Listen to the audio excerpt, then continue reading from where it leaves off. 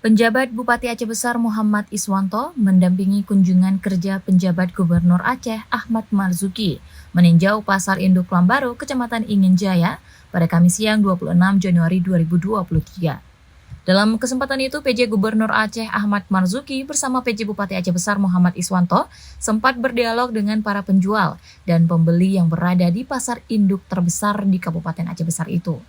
PJ Gubernur Aceh Ahmad Marzuki menjelaskan, peninjauan Pasar Induk Lambaru Aceh Besar itu sebagai langkah konkret untuk mengendalikan inflasi dan pemantauan harga kebutuhan pokok untuk masyarakat.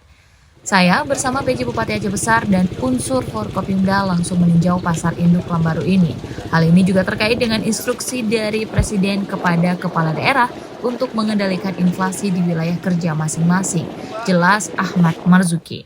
Senada dengan itu, PJ Bupati Aceh Besar Muhammad Iswanto menambahkan, Pasar Induk Lambaru merupakan pasar terbesar dan teramai di Kabupaten Aceh Besar yang menyediakan berbagai kebutuhan pokok bagi masyarakat. Iswanto menambahkan, pemerintah Aceh dan pemerintah Kabupaten Aceh Besar akan selalu komit untuk mengantisipasi inflasi, meningkatkan ekonomi masyarakat, serta memberikan penguatan daya beli.